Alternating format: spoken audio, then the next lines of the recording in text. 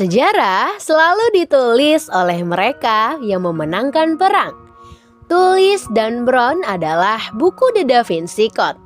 Ketika dua kekuatan saling berperang, yang kalah akan dihinakan dan yang menang akan menulis buku-buku sejarah yang mengisahkan kehebatan pemenang, sekaligus menggambarkan betapa hinanya pihak yang kalah.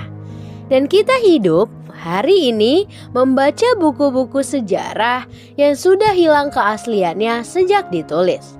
Apa yang kita baca sebenarnya bukanlah apa yang dahulu terjadi.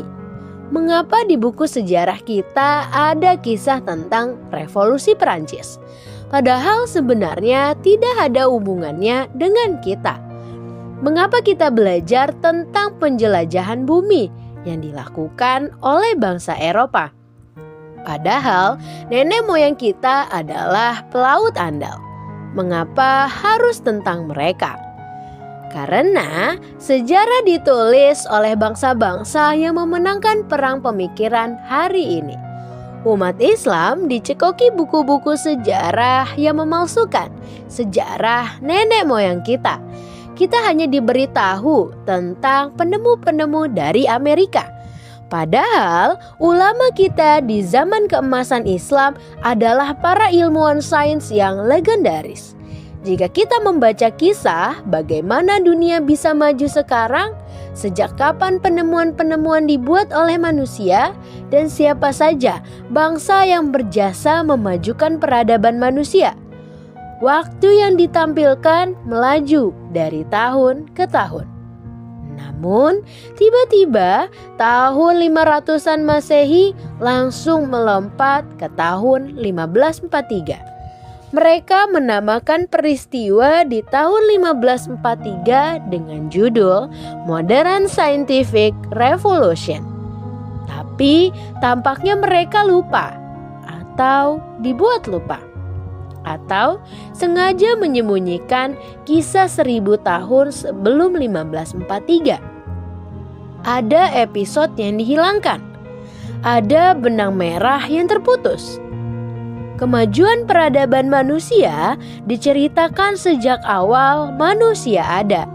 Namun tiba-tiba ada loncatan yang menyisakan rang kosong sepanjang 1000 tahun lamanya. Ketahuilah bahwa 1000 tahun yang hilang itu adalah zaman ketika ilmu pengetahuan sedang sangat maju, tapi bukan di Eropa. Karena zaman itu adalah zaman emasnya Islam, atau bahasa kerennya Islamic Golden Age.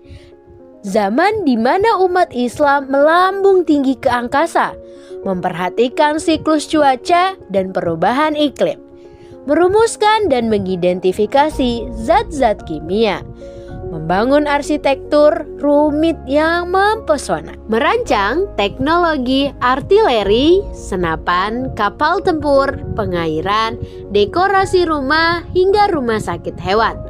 Seserius itukah mereka ingin mengubur sejarah kita? Ya, mereka memang benar-benar serius. George Sarton, ahli kimia Belgia dan salah satu perintis ilmu pengetahuan sejarah di Eropa, mengatakan tugas utama umat manusia disempurnakan oleh kaum muslimin. Filsuf terbesar Al-Farabi seorang muslim. Ahli matematika terbesar Abu Kamil dan Ibrahim Sinan dua-duanya muslim. Ahli ilmu bumi dan ensiklopedisi terbesar Al-Masudi seorang muslim. Ahli sejarah terbesar At-Tabari juga seorang muslim. Ia dengan tegas berkesimpulan bahwa tanpa produktivitas kaum muslimin di abad pertengahan, tak akan ada Eropa hari ini. Orang-orang Eropa baru mengenal budaya mandi tahun 1100 sampai 1200-an.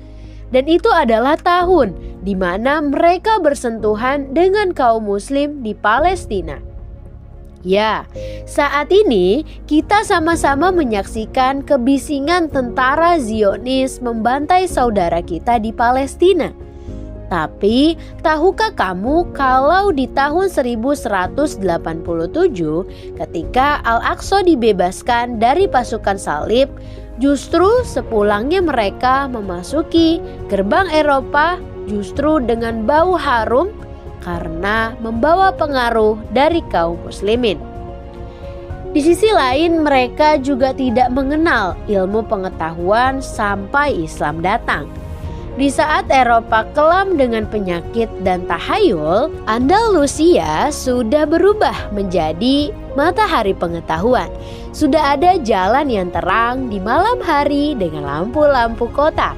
Kaum muslimin pun sudah terbiasa memiliki pekarangan rumah yang berisi bunga-bunga dan kebun buah.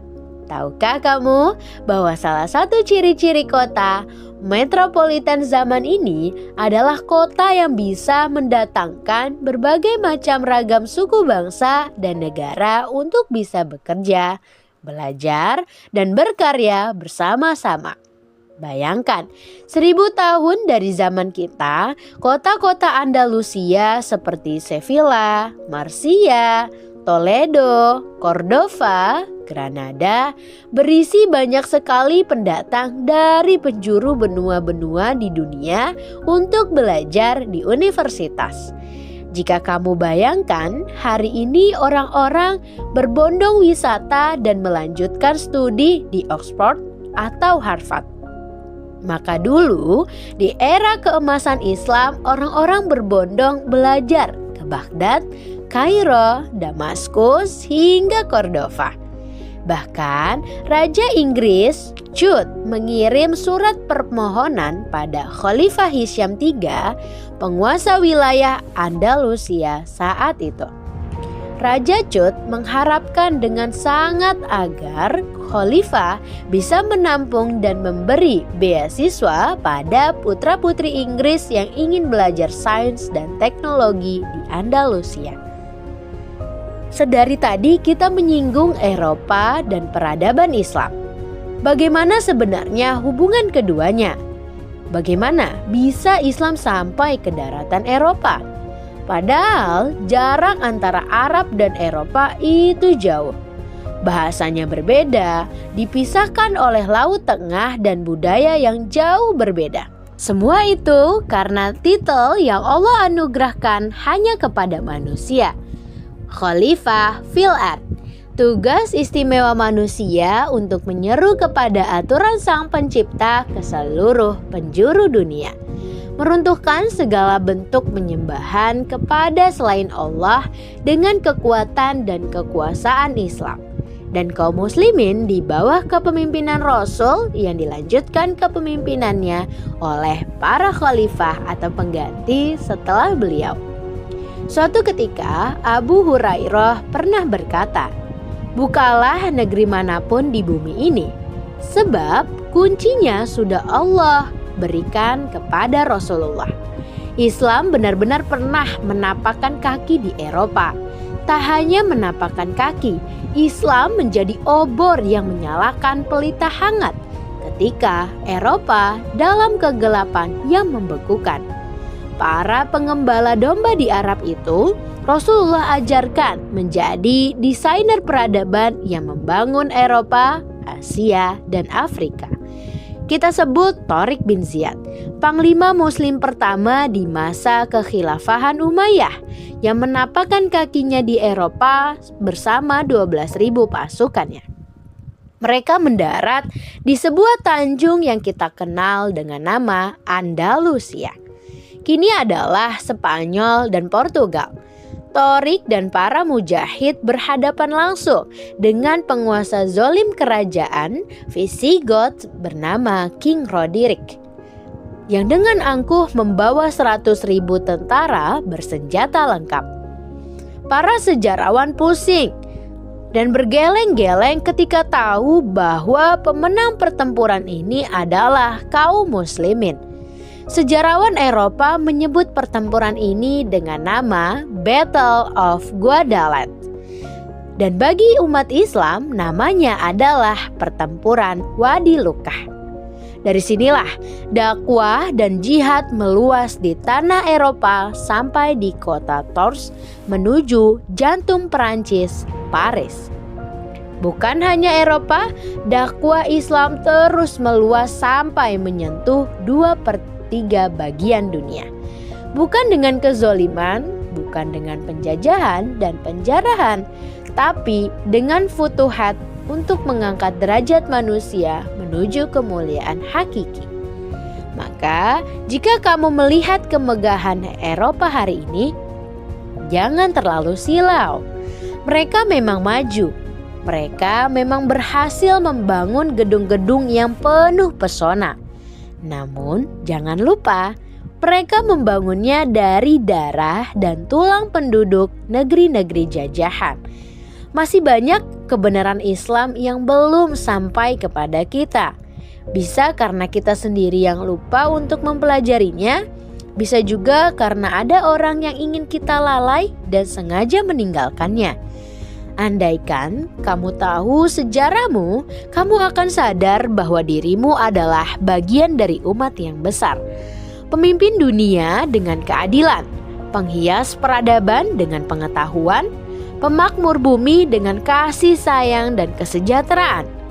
Masih banyak yang belum terungkap. Kamu siap menjelajah lebih jauh? See you, son.